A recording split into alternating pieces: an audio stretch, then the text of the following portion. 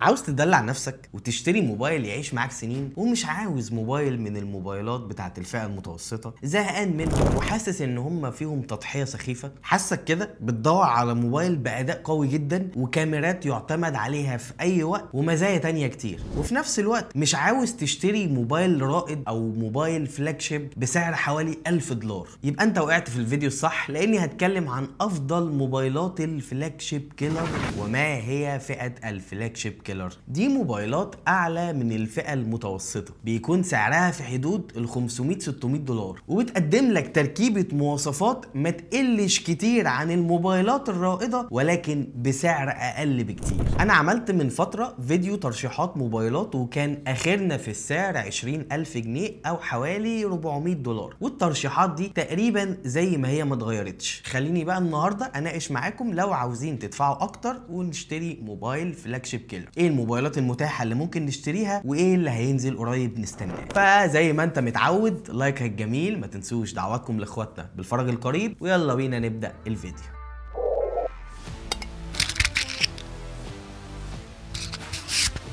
نبدا مع شركه سامسونج، وسامسونج في فئه الفلاج شيب كيلر عندها نسخه الاف اي او الفان اديشن. الموبايل المتاح للبيع وقت تصوير الفيديو ده هو الاس 23 اف اي، سعره بيلعب في رينج ال 25,000 جنيه للنسخه ال 256 جيجا مع 8 جيجا رام، سعره بره في حدود ال $450 او 1650 درهم او 1700 ريال. موبايل كويس جدا، اعتقد ان انت لو اشتريته او تعرف حد اشتراه فهو مبسوط من كل حاجه الا البطاريه وسرعه الشحن الضعيفه 25 واط، والعلبه الفاضيه اللي انت لازم تعمل حسابك او كنت عامل حسابك ان انت هتشتري الاكسسوارات زي الشاحن والجراب. البطاريه اكبر عيب في الموبايل ده 4500 ملي امبير، يا دوبك هتكمل اليوم. لو استخدام متوسط تقلت شويه هتحتاج تشحن الموبايل قبل اخر اليوم، وسرعه الشحن الميته ال 25 واط الموبايل بيشحن في ساعه وشويه. الموبايل كاداء كويس جدا بمعالج الاكزينوس ال 2200، قديم نسبيا بس شغال. كخامات فخم جدا، ظهر ازاز، فريم من المعدن، مقاوم للميه، اي بي 68. كشاشه حلوه 6.5 بوصه دايناميك اميليد 120 هرتز. كصوت ستيريو عالي. بصوا الموبايل ما يقلش كتير عن الفلاج شيب، حتى تجربه الكاميرات بالموبايل ده كويسه جدا، يعني ما تقلش عن الموبايلات الرائده من سامسونج كتير، نفس تقريبا طريقه معالجه الالوان. فمن الاخر تشتري الاس 23 اف اي دلوقتي ولا تستنى الاس 24 اف اي اللي اتعلن عنه رسميا من سامسونج الكام يوم اللي فاتوا؟ الاس 24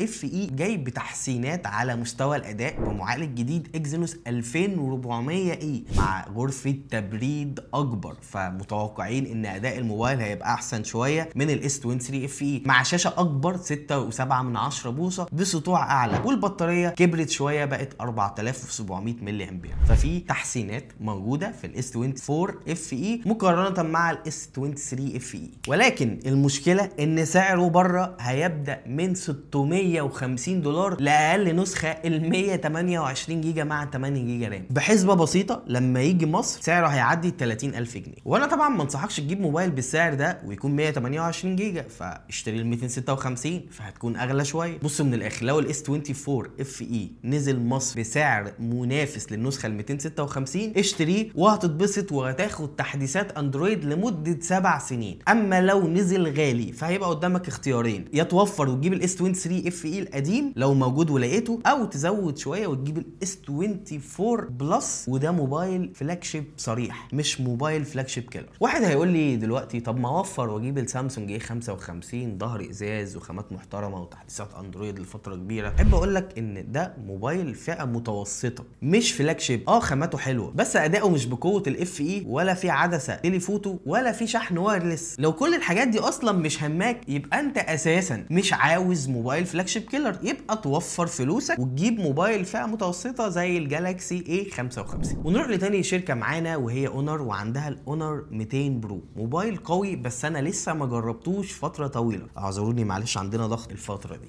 بس الموبايل ده هراجعه خلال ايام ان شاء الله. الاونر 200 برو اعتقد هيكون تاني افضل اختيار في تجربه الكاميرات في فئه الفلاج شيب كيلر بعد الاس 23 اف اي والاس 24 اف اي، خصوصا ان البورتريه مميز جدا جدا في الاونر 200 برو مع معالج قوي سناب دراجون 8 اس جين 3، يعني معالج شبه رائد تقريبا، هيقدم لك تجربه محترمه جدا وكويسه جدا. وانا جربت المعالج ده في اكتر من موبايل واداني اداء كويس جدا، مع شاشه كيرفد اوليد 1.5K 120 هرتز، مع بطاريه كويسه 5200 ملي امبير هتدي لك اداء مقبول، وشحن سريع 100 واط، والشحن السريع جاي جوه العلبه، وكمان بيدعم شحن وايرلس بسرعه محترمه جدا 66 واط، مع شبكات قويه وسوفت وير اونر الخفيف المنظم المحترم الداعم لخدمات جوجل بشكل رسمي. ممكن بس يكون تصميمه مش عاجبني، هي في الاول وفي الاخر اذواق، ولكن انا التصميم بتاعه مش خاطفني، وكمان مقاومه الميه على قدها IP65. حتى التصميم بتاع الثقب اللي واخد شكل الحبايه للسيلفي في الشاشه برضو بالنسبه لي مش احلى حاجه، وسعره الرسمي للاسف غالي حبتين للنسخه ال 512 جيجا مع 12 جيجا رام في مصر ب 33000 جنيه. بره مصر سعره في حدود ال 650 دولار، وفي السعوديه ب 2400 ريال، وفي الامارات ب 2400 درهم. لو بتسال عن النسخه العاديه الاونر 200 فدي بتيجي بمعالج فئه متوسطه سناب دراجون 7 جين 3 وبدون اي شهاده مقاومه ميه وبدون شحن وايرلس. فالموبايل ده مش في فئه الفلاج شيب كيلر، ممكن نحطه ضمن الموبايلات الكويسه في الفئه المتوسطه العليا، يعني ده يبقى الاضافه الوحيده عن فيديو الترشيحات اللي احنا عملناه من شهر تقريبا. ونروح لشركه ريلمي وهنخبط في الريلمي جي تي 6، موبايل فلاج شيب كيلر رجعته قبل كده، بيجي باسطع شاشه في فئته السعريه. الموبايل ده شاشته ساطعه لدرجه ان هي تنافس الموبايلات الرائده لو نقطه السطوع تهمك، والشاشه برضو كيرفد وفيها كل التقنيات العاليه تقريبا، فمفيش تضحيه تماما في شاشه الجي تي 6، بل بالعكس دي اهم ميزه فيه. مع معالج برضو سناب دراجون 8 اس جين 3، وده معالج قوي برضو، وانا جربته بالفعل على الموبايل ده واداء الموبايل كان صاروخي ما فيهوش اي مشكله. مع بطاريه هي 5500 ملي امبير، ولكن ادائها الفعلي نقدر نقول ان هي زي بطاريات ال 5000 في الفئه المتوسطه، هتكمل معاك اليوم، ولكن معاك شاحن صاروخي جوه العلبه 120 واط. التضحيات بتاعته ان خاماته مش افضل حاجه، مقاومه الميه على قدها IP65،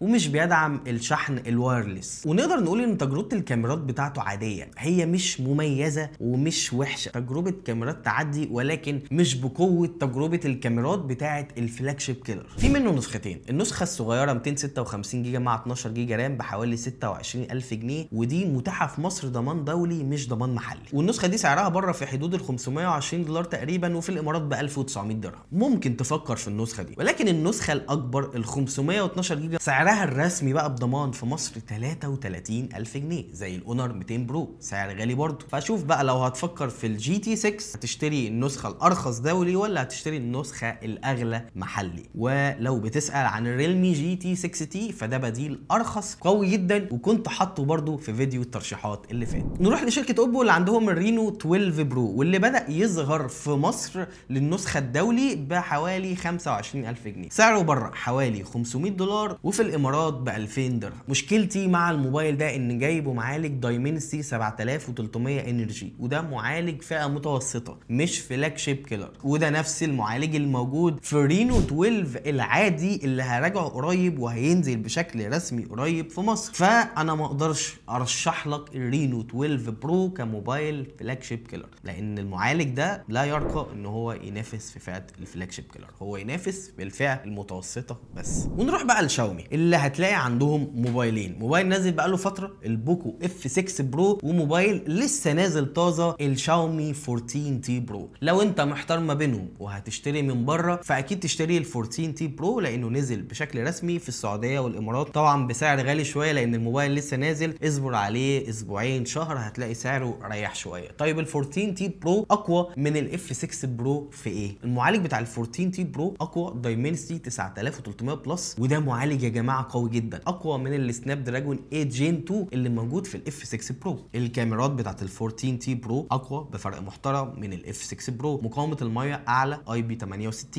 وكمان بيدعم شحن وايرلس 50 واط لان الاف 6 برو اصلا مش بيدعم الشحن الوايرلس. سعر الشاومي 14 تي برو بره للنسخه ال 512 جيجا مع 12 جيجا رام حوالي 680 دولار، في الامارات ب 2450 درهم، وفي السعوديه بحوالي 2600 ريال. الموبايل زي ما قلت لك غالي شويه لان هو لسه نازل، وبصراحه ما فيهوش تضحيات كتير، فاعتقد لو عاوز تشتريه ممكن تستنى شويه لحد لما سعره يهدى، وممكن تشتريه من بره. هينزل مصر ولا لا؟ رسميا بضمان بنسبه كبيره مش هينزل، هينزل، ولكن طبعا الموبايل كضمان دولي فاكيد بعض التجار هيجيبوه ويبيعوه في مصر زي الاف 6 برو، اللي لو انت في مصر فما قدامكش حاليا غير الاف 6 برو من شاومي. موبايل تقريبا رينج سعره 25000 جنيه للنسخه ال 512 جيجا مع 12 جيجا رام. سعره بره حوالي $480، 1700 درهم في الامارات، 1900 ريال في السعوديه. انا ما بقللش خالص من الاف 6 برو، موبايل قوي جدا، وزي ما انت شفت كده فهو سعره دلوقتي وقت تصوير الفيديو ده احسن كتير من ال 14 تي برو، مع مراعاه الفروقات ما بينهم اللي انا حاولت اوضحها لك. لو بتسال بقى عن البوكو اف 6 والبوكو اكس 6 برو فدول كانوا وسط فيديو الترشيحات اللي فات، لو ما شفتوش روح شوف. طيب لو انت مش عاوز اندرويد اصلا وعاوز ايفون علشان التفاحه، ففي رينج السعر اللي احنا بنتكلم فيه 30000 جنيه او اقل ممكن تشتري